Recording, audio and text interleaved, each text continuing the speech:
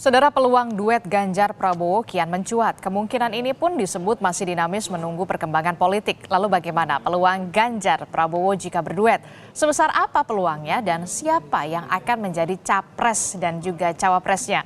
Kami hadirkan dialognya di Sapa Indonesia Pagi. Hari ini bersama dengan sejumlah narasumber sudah ada pakar komunikasi politik Ibu Lely Ariane sudah bergabung bersama kami di studio. Pagi. Selamat pagi. Pagi Mbak Disti. Lely, Assalamualaikum. Waalaikumsalam warahmatullahi wabarakatuh. Dan juga ada Wakil Ketua Umum Partai Gerindra Habibur Rahman dan Ketua DPP PDI Perjuangan Eriko Sutarduga. Selamat pagi Bang Eriko. Pagi Mbak Disti, Assalamualaikum. Waalaikumsalam Mas Habibur Rahman. Ayu Lely. Assalamualaikum. Selamat pagi Mbak Disti, Bang Mbak Riko, Ariko, Habibur Bu Rahman. Selamat Lely. pagi.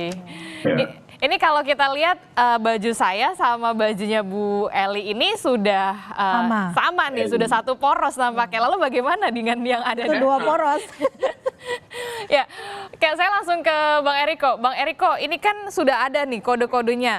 Mbak Puan sudah bilang ada kemungkinan akan melakukan pertemuan. Begitupun dengan baca pres Ganjar Pranowo. Nggak apa-apa ketemu Mega dan juga Prabowo. Ini untuk apa ya? Bisa dikatakan meminimalisir kecurigaan, meminimalisir pembelahan.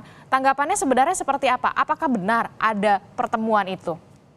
Ya, begini, Mbak Disti, Ayu Lely, Bung Habibur Rahman maupun semua pemirsa yang menyaksikan di Kompas TV pagi ini, kita harus di dalam kompetisi ini kan memang tidak ada bahwa yang kalau kompetisi terus kita kemudian berjarak jauh, kemudian kita terus kemudian tidak berkomunikasi, pasti. Tadi saya sudah sampaikan di awal bulan ini sebenarnya saya sudah menyampaikan di berbagai media dan juga media televisi bahwa saat ini yang paling besar kemungkinannya 3 poros, kemungkinan untuk 4 poros sudah sangat-sangat kecil, bukan tidak mungkin. Nah, berikutnya yang mungkin adalah 2 poros. Nah, ini bisa saja terjadi. Nah, coba kita lihat ya, perkembangan ini kan menarik. Kalau kita kalkulasi dari saat ini sampai nanti pendaftaran, kurang lebih persis 1 bulan. Dari saat ini sampai limit batas waktu pendaftaran tanggal 26 Oktober. Nah, kalau kita lihat, saya sudah sampaikan juga di Kompas TV juga, Mbak Adisti, bahwa dalam 1-2 minggu ini yang disampaikan juga Mas Yunarto tadi dan juga teman-teman lain, ini sangat mungkin akan ada perubahan yang luar biasa yang terjadi. Nah, ini perkembangan yang menarik. Kenapa? Karena memang ini mendekati titik di mana harus ditentukan. Nah, apakah 3 poros baik? Baik. Apakah 2 poros juga baik? Baik. Apakah itu sesuai demokrasi? Sesuai. Tidak ada yang salah dengan 3 atau 2 poros. Nah, hanya sekarang Mbak Adisti, saya harus jujur, kemungkinannya seperti apa? Besarkah, sedangkah, atau kecil? Nah, ini juga perlu kita kalkulasi. Kalau kita lihat dari Bung Habibur Rahman dari porosnya, kan sudah selalu menyampaikan, sudah punya calon presiden, tinggal calon wakil presiden. Nah, di kami, ini tentu saya yang bisa menyampaikan di kami, sudah jelas Mbak Adisti, Ayu Lely, di Kongres kelima kami di tahun 2019 menyampaikan bahwa Ibu Ketua Umum diberikan wewenang menunjuk calon presiden. Nah, apakah hasil Kongres bisa dirubah? Hanya kewenangan Ibu Megawati. Kalau saya mau sampaikan di sini, apa kemungkinan itu besar, sedang, kecil? Saya mau sampaikan secara jujur, kemungkinan untuk berubah jadi calon presiden itu kecil. Dan kami juga menyadari betul di tempatnya Adinda Habibur Rahman juga, di porosnya Pak Prabowo juga sangat wajar menginginkan untuk menjadi calon nomor 1. Nah, ini kan tinggal kalkulasinya seperti itu. Tapi saya mau menyampaikan satu yang menarik, Mbak Adisti. Kenapa Ayu Lely yang disampaikan hanya di poros keberlanjutan sama seperti bajunya Ayu Lely dan Mbak Adisti? Nah, jangan-jangan di poros yang lain yang mungkin juga bergabung dengan kami. Sekarang begini, coba kita amati. Yang sudah hampir terjadi, sudah tulis surat, sudah apa katakannya? Ya mungkin kalau akad nikah mungkin tidak pas. Sebenarnya sudah tinggal klop. Nah, bisa berubah. Nah, bisa saja 2 poros ini hanya tinggal kami dengan Adinda Habibur Rahman, bisa dengan poros Mas Ganjar dan poros Pak Prabowo. Apakah itu tidak mungkin? Mungkin saja dalam 1 bulan ke depan. Tadi saya sudah sampaikan apa yang disampaikan Bung Yunarto. Kalau misalnya hasil surveinya, katakan di poros kami berdua sudah di tingkat mungkin 40% atau 40% lebih, sehingga yang di poros yang ketiga ini di bawah 20%, ini juga bisa menjadi perubahan yang signifikan. Signifikan. Bukan tidak mungkin seperti itu. Oke. Ya, Ya. itu Mbak Adisti. Oke, jadi tidak ada yang tidak mungkin, semuanya masih dinamis. Termasuk juga Ya. soal ya publik tuh tengah menanti ya saat ini apakah betul akan ada rencana pertemuan Bu Mega dan juga Pak Prabowo, itu yang kemudian dinanti-nantikan begitu. Kalau menurut Ya, Mas tapi Habibur Rahman, begini Mbak Adisti, tapi begini, kalau seandainya ini kan kita menduga-duga kan begitu ya, seandainya misalnya kan ini kan pergantian kepemimpinan kan dari Bapak Presiden Joko Widodo tentu kepada generasi yang lebih muda kan begitu ya, artinya itulah namanya keberlanjutan. Tetapi tentu dikawal oleh generasi yang memang sudah sangat seperti pada waktu Bapak Presiden Joko Widodo bersama Kiai Haji Ma'ruf Amin. Apa itu tidak mungkin? Boleh-boleh saja. apalagi itu last minute waktu itu ya. Clue-nya itu ada tuh. Iya, apalagi itu last minute. Nah, Mas Habibur Rahman ini menanggapinya seperti apa? Publik menanti sekali ada pertemuan Bu Mega dan juga Pak Prabowo. Kalau dari Gerindra sendiri, sudah adakah komunikasi ke arah sana? Ya, sejujurnya tidak ada hambatan psikologis ya kami dengan PDI Perjuangan. Kita tahu bahwa bagi Gerindra ya PDI Perjuangan itu kan cinta pertama. Ya. Kita 2009 partai yang baru lahir ya, baru setahun kita berpasangan dan hasilnya nggak terlalu jelek ya, cukup bagus, kita runner up ya. Lalu di 2014 kami pun punya karya bersama, itu pasangan Jokowi Ahok ya, kita bisa menang di Pilgub DKI di 2012. Artinya sejarah hubungan kami dengan PDIP itu bagus sekali, nggak ada hambatan psikologis. Cuma memang dalam politik itu kan bukan sekedar persoalan ideologis ya. Saya beberapa kesempatan mengatakan secara ideologis kami memiliki kemiripan. Bahkan dapat dikatakan PDI dengan Gerindra itu sama. Konstruksi ideologisnya itu paling mirip di antara partai-partai parlemen yang ada sekarang. Ya. Tetapi dalam politik itu kan bukan hanya ideologi, tapi juga soal politiknya, ya. Politik dan lebih lagi keturunan politik secara taktisnya. Politik mungkin sama, kami tetap sama dengan PDI, dan frekuensi yang sama dengan PDI Perjuangan, yaitu sama-sama menganggap pemerintahan saat ini bagus dan harus dilanjutkan segala kebijakannya. Tetapi secara teknis kami ada di dua posisi yang berbeda. Kami sudah ditetapkan Pak Prabowo oleh Rapimnas Partai Gerindra sebagai capres, dan kemudian penetapan ini juga diikuti oleh dukungan dari partai-partai politik, Golkar ya, kemudian PAN, PBB, ada juga ya beberapa partai lain ya. Jadi dengan demikian ya, terakhir Partai Demokrat ya, dengan demikian saya pikir justru ini kondisi yang bagus ya.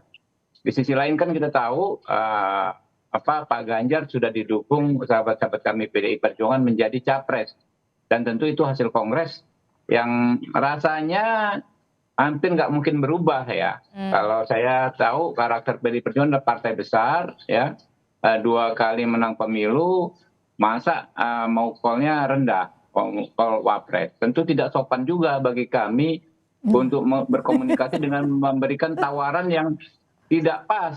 Ya. Dan di sisi lain kami nggak bisa mundur juga, gitu loh. Jadi nampaknya kan di sini ya, masih ada. Ini kan teknis ya. Artinya gini,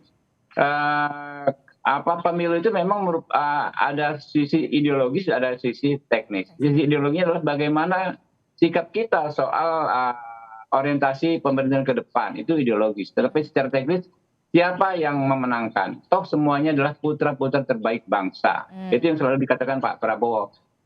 Perbedaan pilihan tidak perlu membuat kita berpecah belah sebagai sesama anak bangsa. Pak Prabowo sadar dan selalu mensosialisasikan kepada kader-kadernya atau bahkan kepada publik bahwa pasti apa yang ada di kepala Pak Ganjar, apa yang ada di kepala Pak Anies Baswedan bahkan adalah merah putih, adalah hal-hal yang terbaik untuk bangsa ini. Jadi Ya kan, jadi yang positifnya ya dari situasi ini adalah bahwa kita nggak akan ada ketemu lagi yang namanya politik gontok-gontokan, ya politik saling menyerang, ya politik perpecahan yang antagonis. Tentu kita akan menjalani dengan suasana yang guyup rukun karena dua leader di survei setidaknya ya Pak Prabowo dan Pak Ganjar kan bergantian memimpin survei ya, dan yang di bawahnya mohon maaf agak ketinggalan lah ya. Nah itu dalam frekuensi yang sama. Jadi Pak Prabowo yang menang, kami akan menyampaikan sama aja Pak Ganjar dan PDIP ikut menang karena idealismenya tentu akan kami perjuangkan. Begitu juga kalau Pak Ganjar yang menang, ya kami juga akan merasa menang. Kenapa? Karena secara ideologis banyak idealisme kami yang bisa kami titipkan ke Pak Ganjar. Kurang lebih begitu. Oke, tapi bukankah kemudian tadi kan Mas Habibur Rahman mengatakan dari segi survei ini dari Pak Ganjar dan juga Pak Prabowo ini bisa dikatakan ya salip-salipan. Kalau tidaknya bersatu begitu ya kemudian bukannya justru lebih solid, lebih kuat begitu Mas Habibur Rahman? Ya kan ada banyak hal ya, kenapa orang mau maju sebagai capres dan cawapres. Kenapa partai ingin kadernya atau ingin tokoh yang didukungnya maju sebagai capres dan cawapres. Banyak misalnya ya soal kotel efek dan lain sebagainya untuk menyelamatkan sisi legislatif beberapa partai tersebut. Nah, itu juga nggak bisa kita abaikan karena membangun dan mempertahankan partai juga salah satu tugas politik yang penting. Oke, kita ke Bu Lely. Bu Lely, kalau melihat tadi komunikasi antara Bang Eriko, kemudian ada Mas Habibur Rahman, ini sama-sama sepertinya masih kekeh begitu ya, capres dua-duanya baik itu Pak Prabowo dan juga Pak Ganjar. Tapi kalau melihat komunikasi politik yang dikatakan Mbak Puan, kemudian Mas Ganjar yang mengatakan ada kemungkinan untuk bertemu Bu Mega dan juga Pak Prabowo. Apa yang dilihat dari Prof. Lely? Sebenarnya kalau tadi Disti menyimak narasi keduanya, justru sangat cair ya, sangat cair. Justru clue-clue diberikan bahwa sejatinya mereka itu siap berkoalisi. Kalau saya tangkap gitu ya, siap bersatu di dalamnya. Cuma memang kan politik itu kan adalah seni untuk menjadikan yang tidak mungkin itu menjadi mungkin. Nah, karena itu maka dari narasi keduanya aja sebenarnya saya simak benar nih tadi. Saya bisa menangkap peluang untuk bersama itu ada. Tinggal tadi Bang Eriko memang bilang, misalnya di detik terakhir kita lihat positioning hasil surveinya seperti apa. Kalau ternyata Pak Prabowo cuma 35, Ganjar 40, berarti mana yang lebih tinggi. Atau tadi Bang Habibur bilang, kalau lihat dari positioning di DPR, kan kursi PDIP lebih banyak, sementara Gerindra lebih sedikit. Nggak dikit amat, lebih sedikit-dikit aja gitu kan. Jadi dua-duanya sebenarnya bisa dipertemukan. Jangan lupa bahwa mozaik pesan politik, potongan-potongan pesan politik yang disampaikan Pak Prabowo dan Mbak Puan pun demikian. Tadi Mas Habibur juga bilang soal cinta lamanya. Iya, 2009. Boleh jadi, ya 2009. Saya juga menjadi saksi karena saya waktu itu juga melakukan survei juga dalam kategori yang sama. Saya melihat chemistry yang terbangun. Artinya ini kan bukan soal Pak Prabowo sama Ganjar, tapi soal Pak Prabowo sama Bu Mega juga. Jadi jangan lupa di PDIP itu penentunya adalah Bu Mega. Jadi kalau nanti ketemu chemistry-nya, hasil survei menunjukkan kepaduan yang sama, cohesiveness-nya nampak, maka bisa saja itu terjadi. Kalau seandainya harus 2 putaran, mereka mempertimbangkan hal yang lebih besar. Jadi pertimbangan politik itu dibarengi juga dengan pertimbangan rasional di kalangan para politisi handal ini. Jangan lupa loh, 2 partai ini adalah partai besar. Jadi ya di samping Golkar juga. Artinya setiap keputusan by design itu ada plan A, plan B, plan C. Jadi bagaimana untuk memastikan mereka bisa masuk bersama-sama satu kali dan menang misalnya. Tadi clue-nya Bang Eriko bilang, kan seharusnya dilanjutkan dengan generasi yang lebih muda didampingi dengan yang lebih tua. Jadi konotasinya Pak Prabowo mendampingi, semuanya udah ada clue dua-duanya tadi kalau kita simak. Jadi komunikasi politiknya sangat jelas menurut saya. Dan kita tunggu saja, tapi ini bisa memungkinkan. Lalu kemudian teman-teman juga ada bilang nih, kalau mereka bersatu nanti ada yang kecewa nih, pendukungnya Pak Prabowo kecewa, pendukungnya Ganjar juga mungkin kecewa. Tapi kan ada Pak Jokowi yang mendukung kedua-duanya gitu. Jadi jangan lupa mereka ini bisa digiring secara bersama-sama untuk bisa bertemu di satu titik, yaitu pertemuan antara Prabowo dan Pak Ganjar, Mas Ganjar. Nah intinya apapun yang terjadi itu bisa terjadi. Tapi kemudian ada orang yang berpikir lain lagi, kalau mereka kecewa mereka bentuk koalisi baru lagi nih, Golkar, PAN dan sebagainya. Mereka bisa bentuk koalisi baru tapi mungkin tanpa elektabilitas. Dan itu juga adalah pertarungan politik yang tidak gampang menurut saya. Agak sulit lah ya. Agak sulit lah itu, jadi itu juga bisa terjadi. Tapi semua opsi itu bisa ditawarkan kepada keduanya dan bisa terjadi gitu. Bang Eriko, bagaimana? Ternyata sudah dibaca nih clue-cluenya nih sama Prof. Eli. Bagaimana melihatnya ini? Apalagi tadi Mas Habibur Rahman sudah mengatakan ada cluenya 2009 sempat Bu Mega, Pak Prabowo ini kan kita tahu kemudian mereka bertemu di Pilpres 2009. Bagaimana? Bersatu. Ya, politik di art of possibilities. Tidak ada yang tidak mungkin di politik kecuali menghidupkan orang mati. Nah itu pasti Mbak Adisti, Ayu Leli, kita semua juga memahami itu. Itu selalu saya sampaikan. Nah sebenarnya apa yang dilakukan oleh PDI Perjuangan bersama porosnya Perindo, P3, Hanura, begitu juga dengan poros di tempat Bung Habibur Rahman. Sebenarnya kan ini kan proses keberlanjutan dari pemerintahan Bapak Presiden Joko Widodo secara jujur saja kita sampaikan. Dan hasil survei itu sampai saat ini, ya survei yang kredibel tentunya yang kita 82% itu tidak main-main. Saya rasa dalam sejarah dunia juga yang tertinggi itu. Dan saya yakin adinda saya Habibur Rahman juga sepakat dalam hal itu. Nah, apakah kami sudah maksimalkan? Belum. Kalau kita lihat ada yang sampai 40% kan begitu. Nah, kita lihatlah dalam 1-2 minggu ini. Misalnya ini kita menduga-duga. Saya sebenarnya kurang suka menduga-duga ya Ayu Leli, walaupun nama saya Riko Sotarduga. Misalnya kami sama Bung Habibur Rahman sudah di atas 40%, misalnya kedua-duanya kurang lebih sama. Nah, tentu kan yang lain juga berpikir. Karena begini, sekarang memenangkan itu kan sebenarnya kepentingannya apa? Untuk apa? Untuk bisa mewujudkan visi misinya, untuk bisa mewujudkan apa sih, kenapa sih berkuasa? Nah, seperti PDI Perjuangan dengan porosnya, menjadikan Bapak Presiden Joko Widodo dengan Kiai Haji Ma'ruf Amin. Coba lihat, perkembangan yang ada di dalam pembangunan itu luar biasa. Dan akhirnya mengajak kompetitor utamanya, Pak Prabowo. Nah ini bukankah sesuatu langkah yang luar biasa? Ya, jadi jangan lupa bahwa juga Bapak Presiden Joko Widodo sebagai kader utama PDI Perjuangan bersama tentu pasti akan memikirkan hal ini mana yang terbaik. Kalau saya melihat secara jeli, Ayu Leli juga sudah tahu hal ini. Ini sebenarnya kan ke arah sana. Tetapi jujur ini saya sampaikan di depan seluruh pemirsa yang ada. Kita memang tidak bisa memaksakan karena masing-masing tentu mempunyai keinginan, mempunyai katakanlah kapasitas yang memang sulit untuk dipertemukan. Itu juga harus saya sampaikan secara jujur. Tapi bukan berarti tidak mau, bukan berarti tidak bisa. Mungkin.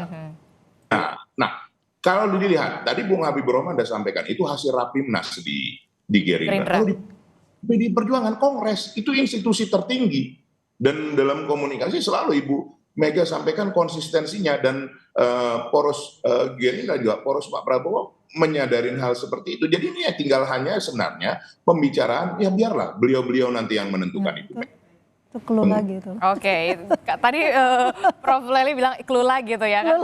Clue lagi yang dikatakan oleh Bang Eriko. Apakah kemudian akan bisa mereview kembali pada saat 2009 pada Pilpres itu kalau tidak salah kan Bu Mega dan juga Pak Prabowo itu last minute sekali ya. Kemudian bisa menyatu. Bisa dikatakan, apakah kemudian ini bisa juga terjadi kembali di 2024? Kita akan saksikan dialognya nanti usai jeda. Tetaplah bersama kami di Sapa Indonesia Pagi.